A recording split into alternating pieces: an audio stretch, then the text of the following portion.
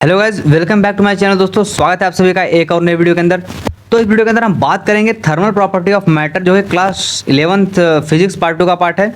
और आप जेई के एस्पिरेंट हैं, आप नीट के एस्पिरेंट हैं, इस वीडियो को देख सकते हैं और रिवीजन कर सकते हैं। दोस्तों, आसान भाषा में कम टाइम के अंदर दोस्तों जबरदस्त तरीके से रिवीजन कराऊंगा, क्योंकि दोनों का सिलेबस जो होता है 100% सेम होता है। मैंने मिलाया था, आप भी मिला के देख लीजिएगा। और यहाँ पर आपको बता दूं दोस्तों कि अगर आप चैनल पर नए आए हैं तो प्लीज वीडियो को लाइक करके चैनल को सब्सक्राइब कर दिएगा। ऐसे कम टाइम के अंदर दोस्तों आपको जबरदस्त रिवीजन।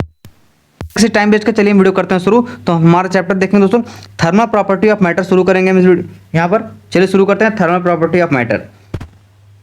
तो टेम्परेचर क्या होता है दोस्तों, सबसे पहले हम बात करते हैं टेम्परेचर की।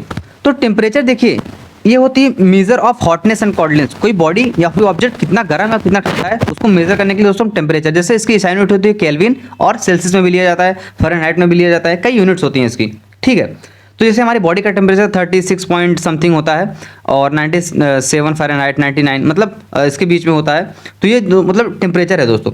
ठीक है, अगर कोई दो बॉडीज़ हैं, जैसे ए है और बी है, और इसका टेम्परेचर T1 है और T2 है, तो जब अगर T1 का टेम्परेचर T2 से ज़्यादा होगा तब क्या होगा। उससे पहले मैं आपको दोस्तों यहाँ पर एक इंपॉर्टेंट नोट बता दूँ। क्या देखिए, हीट जो होता है वो स्टोर नहीं किया जा सकता।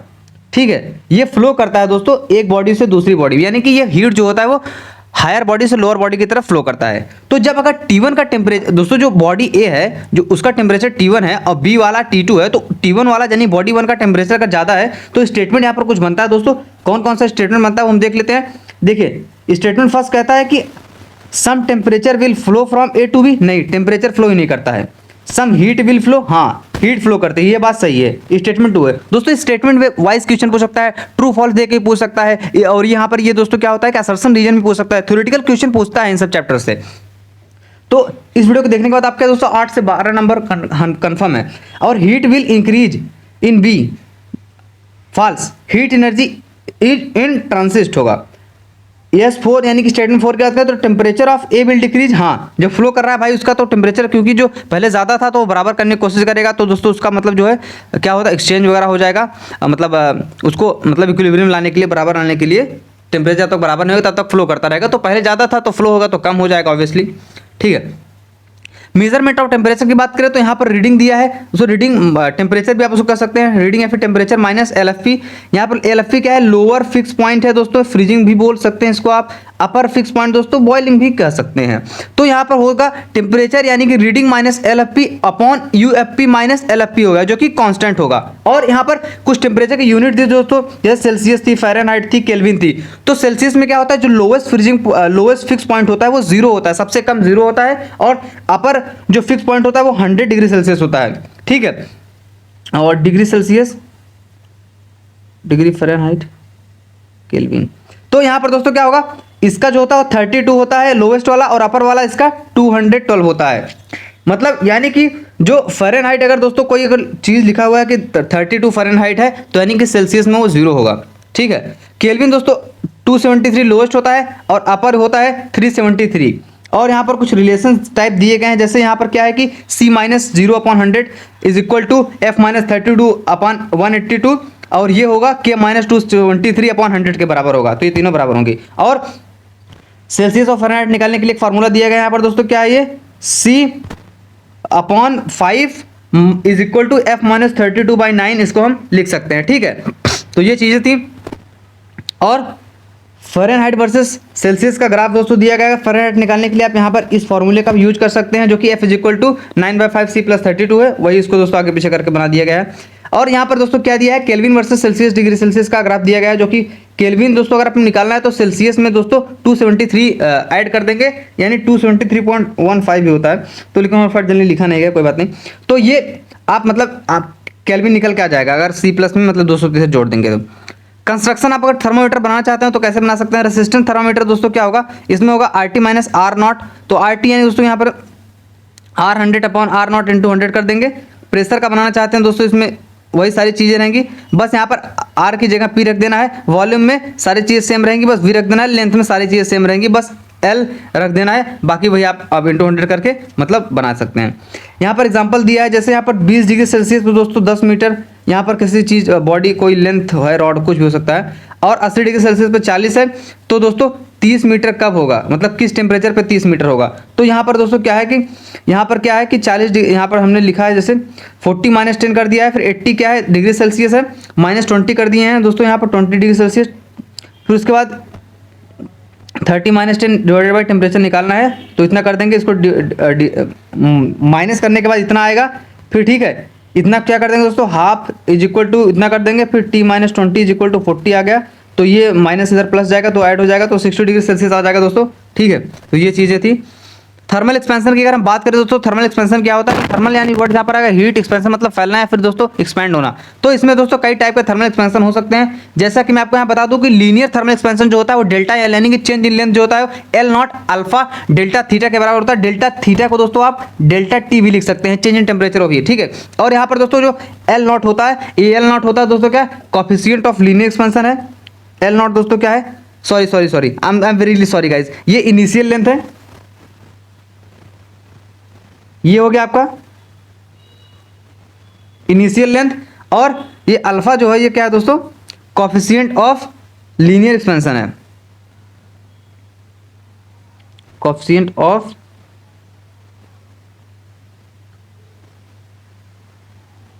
लीनियर एक्सपेंशन है। ठीक है, और एरियल की बात करें तो यहां पर एरिया से रिलेटेड होगा दोस्तों, तो ये क्या हो जाएगा, डेल्टा ए यानी कि चेंज इन एरिया जो होगा वो ए नॉट यानी कि इनिशियल दोस्तों यहाँ पर क्या है, इनिशियल एरिया हो गया, ये इनिशियल एरिया हो गया, और ये बीटा हो गया दोस्तों कोफिशिएंट ऑफ एरियल,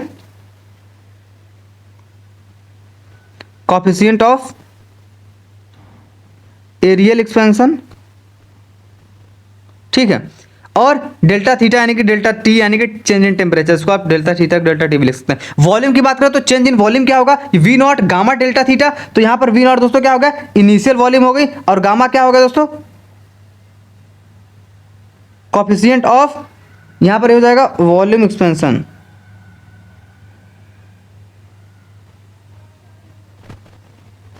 ठीक, कोफिशिएंट ऑफ वॉल्यूम एक्सपेंशन ये हो जाएगा। और इंपॉर्टेंट रिलेशन कुछ दिया गया दोस्तों, बल्क मॉडुलस हमने पढ़ा था दोस्तों वहां पर। ठीक है, इससे पहले वाले चैप्टर में, और थर्मल स्ट्रेस, तो इसके बीच में क्या रिलेशन होगा दोस्तों, डेल्टा पी यानी कि चेंज इन प्रेशर भी कह सकते हैं आप दोस्तों यहाँ पर, तो ये हो जाएगा, और थर्मल स्ट्रेस भी कह सकते हैं। तो बी हो जाएगा दोस्तों क्या, bulk modulus delta V change in volume upon B, जो कि बी गामा डेल्टा थीटा के बराबर होता है, और गामा क्या होता है आपको पता ही है, कोफिशिएंट ऑफ वॉल्यूम एक्सपेंशन, और डेल्टा थीटा यानी कि डेल्टा टी वही चेंज इन टेम्परेचर। और एन आइसोट्रोपिक क्रिस्टल अगर फॉर्म करेगा तो गामा जो होगा ए एक्स यानी alpha X plus alpha Y plus alpha Z इसमें ऐड कर देंगे, लेकिन आइसोट्रोपिक क्रिस्टल में दोस्तों अल्फा एक्स और अल्फा वाई अल्फा जेड जो है वो इसकी वैल्यू आएगी gamma is equal to 3a के बराबर हो जाएगा, और तीनों चीजें बराबर रहेंगी, लेकिन इसमें ऐड कर दिया जाएगा। तो एनआइसोट्रोपिक और आइसोट्रोपिक क्रिस्टल के लिए यहाँ पर बात की गई है। और यहाँ पर केसेस दिए गए, दो रॉड है, जैसे एक का रॉड जो है 1 है, रॉड 2 है, इसका लेंथ L1 है, अल्फा यानी कि दोस्तों क्या है, अल्फा आपका हो गया दोस्तों लीनियर एक्सपेंशन। लीनियर दोस्तों आप रॉड वगैरह के लिए जनरली रॉड के लिए, वायर के लिए, इन सब के लिए लीनियर एक्सपेंशन निकाला जाता है। तो दोस्तों यहाँ पर L2 इसका लेंथ हो गया, अल्फा 2 इसका क्या होगा, कोफिशिएंट ऑफ लीनियर एक्सपेंशन। अगर कंडीशन की बात करें तो इसमें डिफरेंस कितना आएगा लेंथ में, इन दोनों रॉड में, जो कि दोस्तों क्या होगा, इंडिपेंडेंट होगी किसके, टेम्परेचर के। Length of this two rod is independent of temperature. देखो यहां पर कंसेप्ट इनसाइड एक यहां पर क्या कहता है, कंसेप्ट इनसाइड ये कहता है कि जैसे कि मैं आपको बता दूं, अगर आपको इनकी लेंथ के डिफरेंस को कांस्टेंट रखना है तो आपको दोनों रॉड को क्या करना होगा, एक्सपेंड करना होगा by the exact same amount, जो कि यहां पर दोस्तों having different initial length and coefficient है, तो ये होगा। और एक्सपेंशन ऑफ फर्स्ट रॉड जो कि बराबर होगा दूसरे के, तो यहाँ पर दोस्तों क्या हो जाएगा, delta L1 is equal to delta L2, तो यहाँ पर L1 अल्फा 1 L2 अल्फा 2 के बराबर हो जाएगा।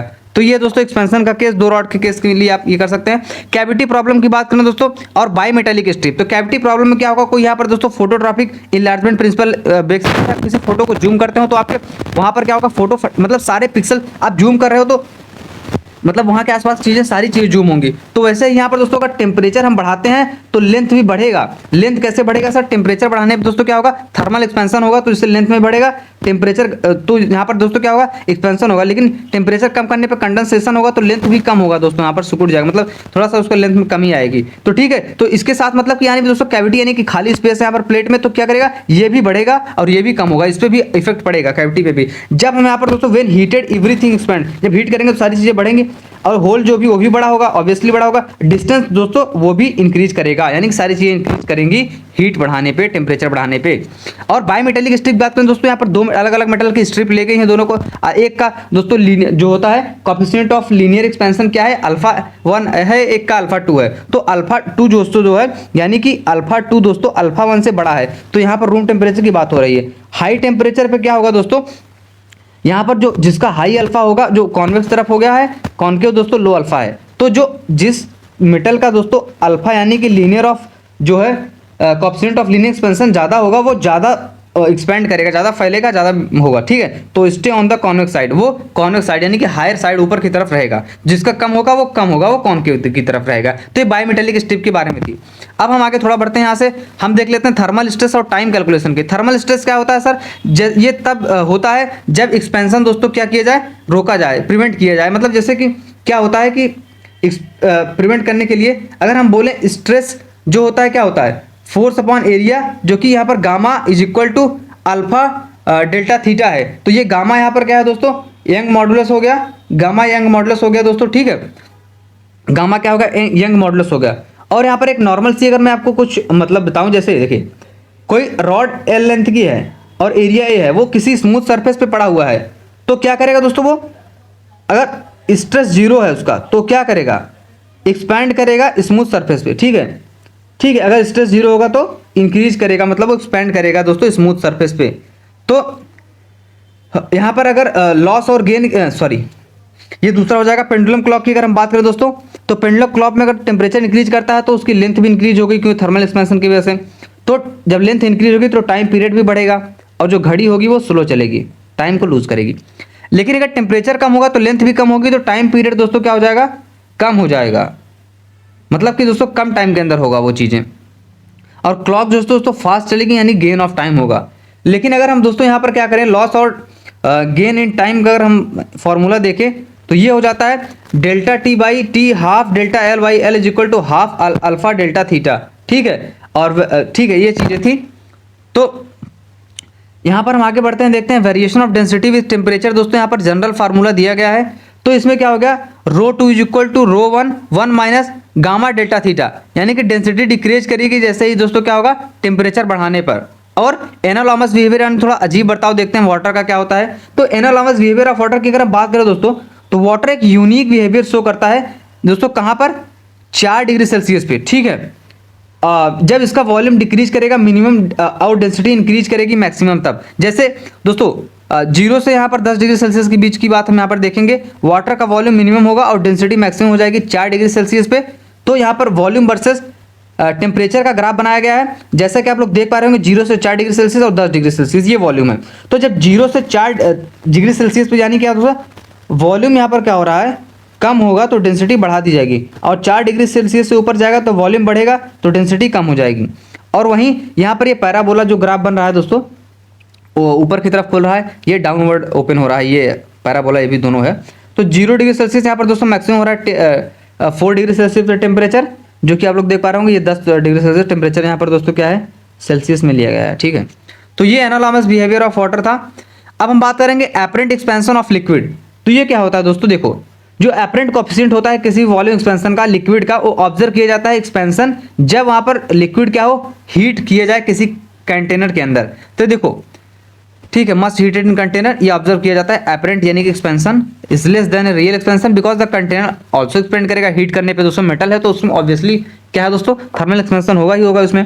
तो गामा एपरेंट क्या होता है, गामा रियल, यानी कि रियल जो होगा माइनस गामा ऑफ कंटेनर कर देंगे। दोस्तों नोट, यहाँ पर एक इंपॉर्टेंट नोट ध्यान रखने की ये बात है कि जो यहाँ पर गामा होता है वो क्या होता है दोस्तों, रियल, जो कि gamma of liquid and gamma of container is equal to 3 alpha solid के बराबर होता है दोस्तों, ठीक है। कुछ केसेस दिए गए हैं, तो केसेस क्या कहते हैं दोस्तों, पहला केस ये कहता है कि अगर गामा ऑफ लिक्विड दोस्तों गामा ऑफ सॉलिड के बराबर है, तो यहाँ पर दोस्तों गामा ऑफ एपरेंट वेट जो होगा वो 0 होगा, क्योंकि यहाँ पर लेवल में कोई फर्क नहीं आएगा। लेकिन वहीं अगर दोस्तों गामा ऑफ लिक्विड जो है, गामा क्या होता है, तो गामा आपका होता है coefficient of volume expansion sir. तो अगर ये गामा ऑफ लिक्विड दोस्तों ज़्यादा है गामा ऑफ सॉलिड से, तो गामा ऑफ अपरेंट जो होगा पॉजिटिव होगा, तो लिक्विड का लेवल दोस्तों बढ़ जाएगा, इससे ओवरफ्लो हो सकता है। और अगर वहीं गामा ऑफ जो लिक्विड है वो क्या होगा दोस्तों, कम होगा गामा ऑफ सॉलिड से, तो जो अपरेंट गामा होगा यानी कि ऑब्जर्व, यानी कि ऑब्जर्व को अपरेंट कर सकते हैं, वो निगेटिव आएगा, क्योंकि लिक्विड का लेवल फॉल करेगा तो कंटेनर दोस्तों एक्सपेंड करेगा ज़्यादा। ठीक है, तो ये कुछ apparent weight of expansion of liquid था। और एप्लीकेशन देख लेते हैं दोस्तों यहाँ पर हम वियोंसी एंड मीटर स्केल का। तो जो अपरेंट वेट होता है यहाँ पर दिया गया है, कोई मतलब कंटेनर है, जार है, उसके अंदर दोस्तों क्या है कि कोई बॉल वगैरह कोई चीज़ रख दी गई है, तो उसमें वियोंट फोर्स लगेगा जिसको हम एफ के नाम से जानते हैं। तो और कुछ टेंशन या फिर रीडिंग भी यहाँ पर लग रही है, एम नीचे लगेगा, मास इंटू ग्रेविटी। तो अपरेंट फोर्स जो होता है दोस्तों किसी भी ऑब्जेक्ट का जो लिक्विड के अंदर सबमर्ज है, डूबा हुआ है, तो वो नॉर्मल होता है दोस्तों, वो M G minus F V के बराबर होता है, और N G minus F B के बराबर होता है। तो M G minus V sub of rho of liquid जो कि जी में हो जाएगा। ठीक है, तो अगर देखो, अगर यहाँ पर कुछ हम सिनेरियो देखते हैं कि कुछ कंडीशंस दी गई हैं, जैसे कि आप लोग देख पा रहे होंगे, अगर टेम्परेचर इंक्रीज किया जाएगा तो रो ऑफ लिक्विड दोस्तों डिक्रीज कर दिया जाएगा, तो एफ बी यानी कि बियॉन्ड फोर्स कम हो जाएगी। बियॉन्ड फोर्स कम क्यों होगी दोस्तों, जैसा कि आप देख पा रहे होंगे, ये इसलिए होगा क्योंकि जो अपरेंट वेट होगा, यानी कि अपरेंट वेट यानी कि दोस्तों एक्सपेंशन वाला वेट जो होगा वो इंक्रीज हो जाएगा। तो इससे क्या होगा कि यहाँ पर जो ये फोर्स है, सॉरी एफ वी है, वो डिक्रीज कर जाएगा और डेंसिटी ऑफ लिक्विड भी कम हो जाएगी टेम्परेचर बढ़ाने पर। ठीक है, तो ये कुछ कंडीशंस थी दोस्तों, आप इसको लिख सकते हैं ऐसे भी। लेकिन अगर हम मीटर स्केल की बात करें दोस्तों, तो मीटर स्केल क्या होता है कि इसमें जो ट्रू लेंथ यानी कि दोस्तों जो रियल लेंथ होगी, scale is equal to scale plus scale reading जो होगी एक्सपेंशन एरर के बराबर हो जाएगी। तो इसमें क्या होता है कि देखो ट्रू लेंथ जो होगी वो reading into 1 plus alpha scale delta theta के बराबर होती है। देखो लेंथ है तो उसमें क्या होगा, चेंज इन लेंथ में एल अल्फा डेल्टा थीटा, वही जो अपना होता है क्या initial length coefficient of linear expansion वाला फार्मूला इसमें यहाँ पर दिखाया गया है। जब यहाँ पर क्या है, डेल्टा एल वही चेंज इन लेंथ होगा ड्यू टू थर्मल एक्सपेंशन की वजह से। क्या है यार इन लोगों का, कि अगर स्मॉल साइड बार की बात करें तो एंगुलर वेलोसिटी क्या होगा दोस्तों, टेम्परेचर इंक्रीज करने पर रेडियस इंक्रीज होगा। ऑब्वियसली जब पूरा बॉडी थर्मली एक्सपेंड करेगी तो उसके साथ में रेडियस भी इंक्रीज करेगा, तो मूवमेंट ऑफ इनर्शिया भी इंक्रीज हो जाएगा। ओमेगा यानी दोस्तों जो रोटेशन है वो डिक्रीज कर जाएगा, तो इससे क्या होगा, कंजर्वेशन ऑफ एंगुलर मोमेंटम यहाँ पर लग रहा है दोस्तों। और कंजर्वेशन ऑफ एंगुलर मोमेंटम जो यहाँ पर लग रहा है फॉर्मूला, जैसे कि आप लोग देख पा रहे होंगे दोस्तों, यहाँ पर कैलोरीमेट्री की बेसिस की अगर हम बात करें दोस्तों, यहाँ पर क्या होता है कि स्पेसिफिक हीट कैपेसिटी जिसको हम एस से डोनेट करते हैं, एस से डोनेट करेंगे दोस्तों, तो ये क्या होता है, सिंपल भाषा में अगर हम बोले दोस्तों, तो स्पेसिफिक हीट कैपेसिटी क्या होती है, स्पेसिफिक हीट कैपेसिटी ये होती है कि जो हीट रिक्वायर होता है किसी भी rest temperature of unit mass 1 kg by 1 degree Celsius, या फिर इसको ऐसे भी कह सकते हैं कि किसी भी बॉडी में टेम्परेचर रेस्ट करने के लिए जो एनर्जी रिक्वायर्ड होगी वही स्पेसिफिक हीट कैपेसिटी होती है, तो चेंज इन टेम्परेचर करने के लिए। ठीक है, तो ये क्यों दोस्तों क्या होता है, heat is equal to M mass हो गया, एस स्पेसिफिक हीट होगी, डेल्टा थीटा यानी कि डेल्टा टी भी अब इसको लिख सकते हैं, डेल्टा थीटा को जो मर्जी आप डेल्टा थीटा लिखे, डेल्टा टी लिखे। तो ये फॉर्मूला हो गया दोस्तों इसका। और लिमिट्स यहाँ पर दी गई हैं, अगर चेंज इन टेम्परेचर जीरो है तो यहाँ पर दोस्तों कांस्टेंट है टेम्परेचर, तो आइसोथर्मल प्रोसेस है, तो इसमें स्पेसिफिक हीट कैपेसिटी इनफाइनाइट हो जाएगी। अगर क्यों जीरो है तो एडियाबेटिक होगा क्योंकि नो हीट एक्सचेंज होगा, तो यहाँ पर जो स्पेसिफिक हीट कैपेसिटी जीरो हो जाएगी। और सिर्फ हीट कैपेसिटी की बात करें तो हीट कैपेसिटी क्या होता है सर, तो हीट कैपेसिटी जो होता है उसको हम सी से डिनोट करते हैं। तो ये क्या होता है कि heat required to raise temperature by unit of mass, M भी कह सकते हैं, जो कि इंटायर बॉडी 1 डिग्री सेल्सियस से क्या करेगी, रेज करेगी टेम्परेचर को। सी जो कि दोस्तों स्पेसिफिक हीट कैपेसिटी है, एम मास है, और एस क्या है अपना वही, ठीक है, स्पेसिफिक हीट कैपेसिटी। तो ये हो गया कंसेप्ट। यहाँ पर क्या कहता है, अगर लो स्पेसिफिक हीट कैपेसिटी यानी कि एस है, तो इसका मतलब ये है कि जो बॉडी होगी वो जल्दी हीट होगी और कूल भी जल्दी, मतलब जल्दी गर्म होगी जल्दी ठंडा होगी, अगर उसकी दोस्तों स्पेसिफिक हीट कैपेसिटी कम है। अगर हाई स्पेसिफिक हीट कैपेसिटी है तो जो इसका मतलब है कि लंबा समय लेगी दोस्तों वो क्या होने में, ठंडा और गर्म होने में। और स्पेसिफिक हीट वजह से टेम्परेचर का ग्राफ दिया गया है, ये PYQ है ये, ठीक है, कुछ ऐसा बनेगा। Molar heat capacity, latent heat and graph. तो मोलर हीट कैपेसिटी दोस्तों क्या होता है, Q is equal to N C delta theta या फिर डेल्टा टी, एन यहाँ पर मोल है, ये फॉर्मूला आ जाता है इसका। और अगर हम बात करें दोस्तों यहाँ पर इसका, तो ये क्या होगा, हीट इसमें मोलर वाले में जो क्या होगा, टेम्परेचर 1 मोल सब्सटेंस का इंक्रीज करने के लिए हमको कितना इफेक्ट करना पड़ेगा, वही मोलर हीट कैपेसिटी होती है उसकी, जो कि क्या होगा दोस्तों 1 डिग्री सेल्सियस से भी चेंज होगा। लैटेंट हीट दोस्तों एल से डिनोट करते हैं। इसमें क्या होता है, heat required to change state at constant temperature. Constant temperature पे किसी बॉडी या फिर किसी ऑब्जेक्ट का जो हीट ऑफ स्टेट उसकी चेंज हो जाए, उसको हम क्या कहते हैं, लेटेंट हीट कह सकते हैं। छुपा हुई एनर्जी, इसको उष्मा भी कह सकते हैं, छुपी हुई उष्मा हीट, जो Q is equal to ml के बराबर होता है। Q यहाँ पर दोस्तों हीट हो गया आपका, और ml क्या है दोस्तों, मास इंटू लेंथ। तो लिक्विड होगा, और latent heat of fusion of ice जो कि 80 कैलोरी पर ग्राम की एनर्जी रिक्वायर्ड होगी किसी आइस को दोस्तों पिघलाने के लिए, और उसको वेपर में कन्वर्ट करने के लिए यानी कि स्टीम में कन्वर्ट करने के लिए 540 कैलोरी ग्राम की एनर्जी चाहिए होगी। तो हीटिंग करना दिया गया दोस्तों, आइस से स्टीम बनने का तक का सफर है। यहाँ पर देखते हैं टेम्परेचर दोस्तों यहाँ पर 100 डिग्री सेल्सियस तक दिया गया है सेल्सियस में, और टाइम टी में दिया गया है वाई एक्सिस और एक्स एक्सिस पे। तो इसको हम देख लेते हैं क्या होता है ये। तो यहाँ पर हम देखेंगे दोस्तों, तो ए से लेकर बी तक यहाँ पर दोस्तों क्या है, एम एस डेल्टा थीटा जो कि है आइस, यहाँ पर है आइस अभी नॉर्मल है, कुछ हुआ नहीं उसमें। बी से सी पे क्या हुआ, उसका फ्यूजन हो गया, यानी कि आइट से वो दोस्तों क्या होगा, पिघलना शुरू हो गया है। Q is equal to M L यहाँ पर लग जाएगा फार्मूला। और बी से सी तक, यहाँ पर बी से सी में दोस्तों क्या है, कांस्टेंट है टेम्परेचर, ठीक है। तो ये क्या हो रहा है दोस्तों, मतलब स्लोप यहाँ पर दोस्तों 0 हो गया बी से सी पे। और फिर क्या होगा, सी से डी पे क्या होगा दोस्तों, वाटर में चेंज हो गया वो। तो यहाँ पर वाटर में चेंज होने की वजह से क्या होगा, एम एस डेल्टा थीटा वही लगा है, फेज चेंज हुआ है इसका। फिर डी से ई में दोस्तों क्या है, फिर से स्लोप 0 हो गया, कांस्टेंट हो गया। तो एम एल यहाँ पर वेपर में चेंज हो गया है। फिर ई से एफ में दोस्तों बियॉन्ड वेपर, यानी कि उबलने लगेगा फिर पानी दोस्तों, और भी ज़्यादा मतलब हो जाएगा उसमें। तो ई से एफ ही हो जाएगा। और स्लोप जो होता है इन्वर्सली प्रोपोर्शनल होता है स्पेसिफिक हीट कैपेसिटी का। और स्पेसिफिक हीट कैपेसिटी हमने वहाँ पर देखा था कि जिसकी ज़्यादा होगी दोस्तों क्या करेगा, जल्दी गर्म और ठंडा होगा। तो यहाँ पर क्या होगा, स्पेसिफिक हीट कैपेसिटी जिसकी इन्वर्सली प्रोपोर्शनल स्लोप का, तो जिसकी स्पेसिफिक हीट कैपेसिटी सबसे ज़्यादा होगी उसका स्लोप सबसे कम होगा, और जिसकी सबसे कम होगी उसका स्लोप सबसे ज़्यादा होगा। यहाँ पर दोस्तों क्या, स्लोप ऑफ BC जो कि स्लोप ऑफ DE के बराबर होगा। BC ये हो गया और DE ये हो गया, तो दोनों बराबर हो जाएंगे दोस्तों, क्या है, स्लोप 0 है दोनों का, तो ये हो गया। और तो यहाँ पर क्या होगा दोस्तों, ये 0 के बराबर होगा। लेकिन स्लोप ऑफ EF जो कि ज़्यादा होगा दोस्तों किससे, स्लोप ऑफ MAB से, और फिर स्लोप ऑफ CD से।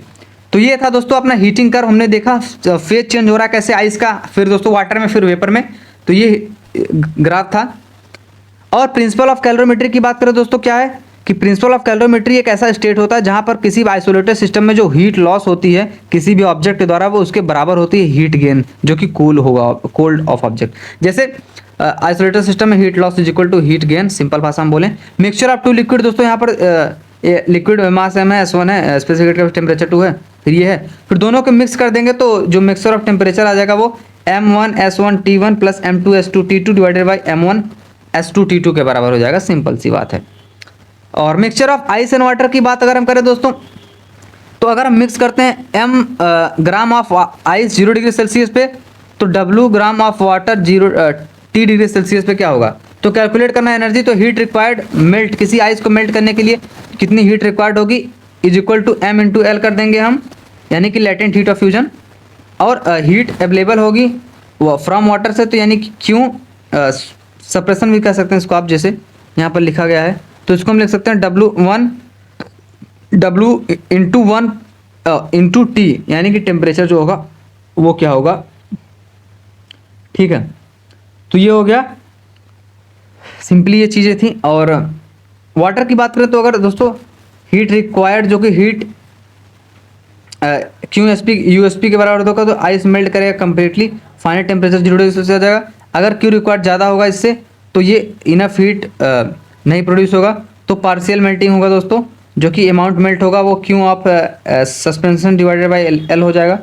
Q required by QSUP, excess heat की बात करें तो आइस मेल्ट करेगा, फुल्ली टेम्परेचर राइज कर जाएगा 0 डिग्री सेल्सियस से, तो ये हो जाएगा QSUP minus QRP M plus W, ठीक है। तो amount of ice, amount of water, amount of ice converted to water, ये चीज़ें थी। एडवांस कंसेप्ट दोस्तों वाटर इक्विवेलेंट की बात करें तो ये क्या हो सकता है, मास इनटू स्पेसिफिक हीट होता है, W वाटर इक्विवेलेंट है आपका। काइनेटिक एनर्जी टू हीट की बात करें तो half mv square into efficiency is equal to melted into L, यानी ML2L।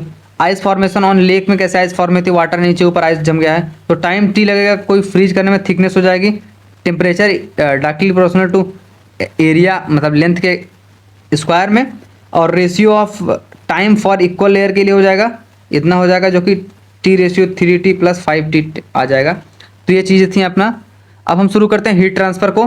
तो इसमें हम कंडक्शन, कन्वेक्शन, रेडिएशन देखेंगे और लॉ देखेंगे और कुछ प्रैक्टिस प्रॉब्लम करेंगे। तो कंडक्शन की बात करें दोस्तों तो क्या होता है, इसमें हीट फ्लो करता है फ्रॉम हॉट एंड से कोल्ड एंड की तरफ। इसमें मीडियम रिक्वायर्ड होगा, बट जो पार्टिकल होगा मीडियम का वो सिंपली ऑक्सीलेट करेगा but do not leave their position, अपनी जगह को नहीं छोड़ेगा। लेकिन ये स्लो प्रोसेस होता है और ये कहाँ पर प्लेस करेगा दोस्तों, सॉलिड में टेक प्लेस करता है ये कंडक्शन जो होता है। और इसका जो रास्ता है वो जिग जैग भी हो सकता है, स्ट्रेट नहीं, मतलब कुछ जिग जैग भी हो सकता है। टेम्परेचर ऑफ मीडियम इंक्रीज कर सकता है। कन्वेंशन की बात करें तो ये ऐसा मीडियम होता है रिक्वायर्ड में हर पार्टिकल जो होगा मीडियम का वो एब्जॉर्ब करेगा हीट को और मूव करेगा दोस्तों हॉट से कोल्ड एंड की तरफ ही जनरली मूव करते हैं। पर ये भी दोस्तों क्या होता है, स्लो प्रोसेस होता है और ये फ्लूइड में होता है, सॉलिड में नहीं होता है कन्वेक्शन। और टेम्परेचर ऑफ मीडियम भी इसमें भी इंक्रीज कर सकता है। रेडिएशन की बात करें तो इसमें क्या होता है सर, रेडिएशन जो होता है उसमें हीट फ्लो करता है दोस्तों in the form of electromagnetic EM wave के फॉर्म में हीट फ्लो करता है रेडिएशन में। रेडिएशन जो तो दोस्तों है इसमें मीडियम रिक्वायरमेंट नहीं होती है, इसको किसी मीडियम की जरूरत नहीं है, ठीक है। और ये स्ट्रेट लाइन होता है और इसमें कोई चेंज नहीं होगा टेम्परेचर ऑफ मीडियम के।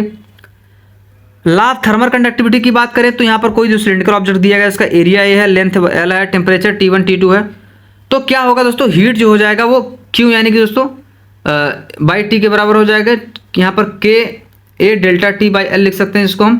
K क्या है, कोफिशिएंट ऑफ थर्मल कंडक्टिविटी, किसी मटेरियल की प्रॉपर्टी अलग अलग हो सकती है दोस्तों। Q is equal to heat है दोस्तों। तो Q बाई टी को हम KA dt बाई dx लिख सकते हैं, किसी स्मॉल टेम्परेचर पे स्मॉल लेंथ में चेंज आएगा।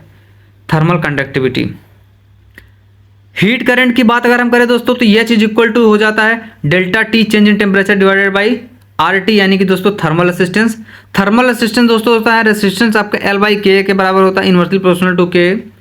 कॉम्बिनेशन ऑफ रॉड सीरीज में क्या होगा दोस्तों, R1 + R2 + R3 मतलब R इक्विवेलेंट जो होगा वो L equivalent divided by K equivalent के बराबर अगर हम लिखना चाहें तो L1 by K1 + L2 by K2 + L3 by K3 लिख सकते हैं इसको।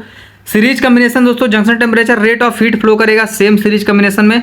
तो इसमें क्या होगा दोस्तों, दो रॉड यहाँ पर दी गई हैं, लेंथ L2 L1 है, KH1 है, KH2 है। तो H1 जब H2 के बराबर होगा तो K1 T1 minus T L1 K2 T2 minus L2 के बराबर हो जाएगा। तो K इक्विवेलेंट जो होगा दोस्तों वो L1 + L2 divided by L1 by K1 + L2 by K2 के अपॉन में हो जाएगा।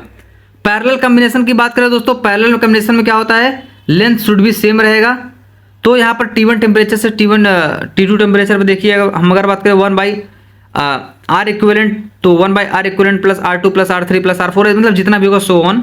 और K इक्विवेलेंट की बात करें तो इतना आ जाएगा K1 A1 + K1 वही K क्या है, K हमने बात की थी यहाँ पर ना, कोफिशिएंट ऑफ थर्मल कंडक्टिविटी है।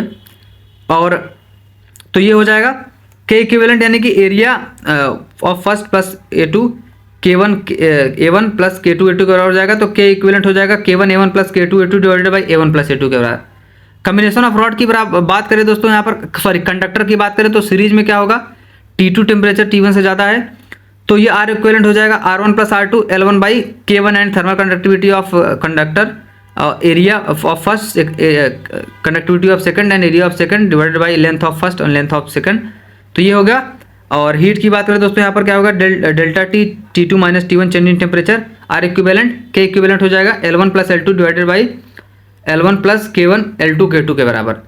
और अगर L1 L2 के बराबर होगा तो K equivalent 2 K1 K2 divided by K1 + K2 के बराबर हो जाएगा। और मिड में अगर टेम्परेचर की बात करें तो K1 A1 T1 divided by L1 + K2 A2 T2 divided by L2 K1 A1 divided by L1 + K2 A2 के अपॉन में हो जाएगा। और वहीं अगर पैरेलल की बात करें तो K इक्विवेलेंट हो जाएगा K1 A1 + K2 A2 divided by दोस्तों क्या हो जाएगा, क्या हो जाएगा K1 K2 A2 divided by A1 A2। Special case अगर A1 A2 के बराबर है तो A हो जाएगा K equivalent K1 + K2 divided by 2। Wheatstone bridge की बात करें दोस्तों, यहाँ पर क्या दिया गया है, अलग अलग यहाँ पर कंडक्टिविटी दी गई है, K1 K2 temperature 1 temperature 2 K2 K3 K4 K5 तक दिया गया है। तो K1 इंटू K4 जो कि K3 प्लस K2 के बराबर होगा, K1 इंटू K4 K3 और K2 के बराबर दिया गया है। अगर K1 by K2 K3 by K4 के बराबर होगा, if satisfy no heat flow through central rod K5, तो क्या होगा दोस्तों, ये हो जाएगा दोस्तों क्या, K1 by K2 divided by K3। अगर ये कंडीशन बनेगी तो वेट स्टोन ब्रिज तब बन जाएगा, जिसमें क्या होगा, सिंपल सा अगर हम बोलें आपको तो वही ये बराबर हो जाएगा। इसमें इसको हम क्या कर देंगे, अगर कट कर देते हैं तो रेडिएशन की बात करें दोस्तों, तो ब्लैक बॉडी रेडिएशन जो होता है वो क्या होता है। सबसे पहले अगर हम बात करें दोस्तों यहाँ पर ब्लैक बॉडी रेडिएशन क्या होता है, देखिए कोई यहाँ पर क्यू आर क्या है, क्यू ए क्यू टी। तो यहाँ पर हम पावर देख लेते हैं दोस्तों। तो ब्लैक बॉडी में 3 टाइप की पावर हो गई, absorptive power, reflective power, transmittive power. तो एब्जॉर्प्टिव पावर जो होती है वो क्यू ए बाई क्यू के बराबर होती है, रिफ्लेक्टिव पावर जो होती है वो होती है क्यू आर बाई क्यू के बराबर, और ट्रांसमिटिव पावर होती है क्यू टी बाई क्यू के बराबर। तो यहाँ पर कुछ दोस्तों क्या होगा, कुछ क्यू एनर्जी यहाँ पर फॉल कर रहा है जैसे हो सकता है, तो ये कुछ एब्जॉर्ब कर लेगा एब्जॉर्प्टिव पावर क्यू आर का, कुछ रिफ्लेक्ट होगा और कुछ ट्रांसमिट होगा। तो ये क्या होगा दोस्तों, जो टोटल हीट होगा ये क्यू होगा वो इन सब के सम के बराबर हो जाएगा, और जो एब्जॉर्प्टिव रिफ्लेक्टिव ट्रांसमिटिव इसका सम जो होगा दोस्तों 1 के बराबर हो जाएगा। इमिसिव पावर दोस्तों intensity E is equal to Q by A T होता है, जो कि वाट पर मीटर इसकी यूनिट हो जाती है। स्टीफन लॉ की बात अगर हम करें दोस्तों, ये क्या होता है, इमिसिविटी हो गया क्या, इमिसिविटी आ गया। स्टीफन लॉ जो होता है ई इज इक्वल टू क्या होता है दोस्तों, सिग्मा टी की पावर 4 टेम्परेचर केल्विन में लिया जा रहा है, और सिग्मा की वैल्यू इतनी होती है दोस्तों, ठीक है। इमिसिविटी की बात करें तो दोस्तों क्या होता है, emissive power of normal body, जिसको हम इससे नोट करते हैं, इप्सिलॉन टाइप लग रहा है। इमिसिव पावर जो होता है वो कैपिटल ई हो गया। तो ब्लैक बॉडी के लिए दोस्तों जो ये इमिसिविटी होती है वो 1 होती है, इसको हाईलाइट कर दूँ मैं थोड़ा सा। इसके लिए जो होता है वो इमिसिविटी क्या होती है, 1 होती है दोस्तों।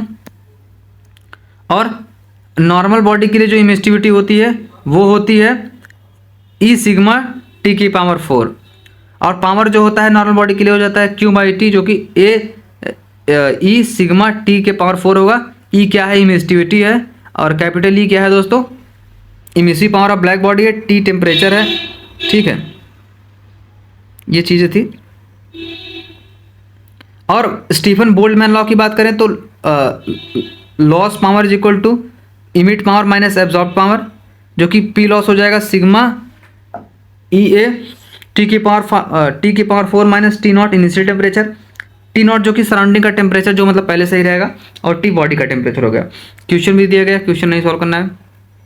वेन्स लॉ की बात करें दोस्तों, वेन्स लॉ क्या होता है, तो इसमें जो lambda M T is equal to B के बराबर होगा, तो बी जो होता है दोस्तों यहाँ पर क्या है, ये कांस्टेंट है शायद 2.9 × 10⁻³ एम के होता है इसका यूनिट। और एक ग्राफ दिया गया है यहाँ पर दोस्तों, क्या होता है, wavelength corresponding to which energy is maximum कौन सा होगा, तो wavelength of first, wavelength of second, temperature of first second third. तो अलग अलग वेवलेंथ अलग अलग टेम्परेचर पे दिए गए हैं, एनर्जी वर्सेस वेवलेंथ का ग्राफ यहाँ बनाया गया है। तो इसमें दोस्तों क्या होगा कि जो वेवलेंथ ऑफ 3 है वो ज़्यादा होगा 2 से, और 2 का 1 से ज़्यादा होगा, तो temperature of 1 is greater then 2 is greater then 3। तो दोस्तों ये चीज़ें हो गई। और न्यूटन्स लॉ ऑफ कूलिंग की बात करें तो ये जो टाइम कितना लग रहा है टेम्परेचर को फॉल करने में T1 से T2 में, जहाँ पर T नॉट क्या होगा, टेम्परेचर ऑफ सराउंडिंग होगा, इनिशियल टेम्परेचर मतलब जो ऑब्वियसली वही जो पहले सही रहेगा। तो ये हो जाएगा T1 minus T2 divided by small T, के कांस्टेंट है, T1 plus T2 divided by 2 minus T not हो जाएगा दोस्तों वही सराउंडिंग का टेम्परेचर। तो ये चीज़ें आ गई। तो और मैं आपको बता दूं दोस्तों, रेट ऑफ कूलिंग जो होता है वो डायरेक्टली प्रोपोर्शनल होता है टेम्परेचर डिफरेंस के। जैसे 90 डिग्री सेल्सियस T1 टेम्परेचर है दोस्तों, 80 डिग्री सेल्सियस पे गया, फिर 80 डिग्री सेल्सियस किसी T2 टेम्परेचर हुआ, फिर 70 डिग्री गया, फिर T3 पे 60 डिग्री पे गया। यानी कि दोस्तों यहाँ पर क्या हो रहा है, देखिए T3 is greater than T2 is greater than T1, time taken to fall temperature for every 10 degree Celsius पे। सबसे ज़्यादा क्या हो जाएगा, T3, फिर T2, फिर T1। तो ये चीज़ें थी दोस्तों। और ग्राफ दिया गया है, जैसे यहाँ पर आप लोग देख पा रहे होंगे, तो ln t minus T not दिया गया है। अब ln t minus T naught जो कि माइनस के नॉट के बराबर हो सकता है, ln t minus T naught is equal to minus K T. तो जो स्लोप बनेगा वो माइनस के आएगा, तो ये निगेटिव हो रहा है, नीचे की तरफ जा रहा है दोस्तों। टेम्परेचर और इसके बीच में कंसंट्रेशन, फिर टेम्परेचर और स्मॉल टी दोस्तों यहाँ पर क्या है, टाइम टेकन के बीच में ग्राफ है। तो ये क्या होता है कि ln t not minus T, जो कि यहाँ पर दोस्तों क्या था, के टी कॉन्स्टेंट था। तो c को अगर हम जीरो रखते हैं कंसंट्रेशन को, तो ये आ जाता है t minus T naught is equal to E minus K T. तो जिसको हम फिर लिख सकते हैं दोस्तों, t is equal to T naught E minus K T लिख सकते हैं।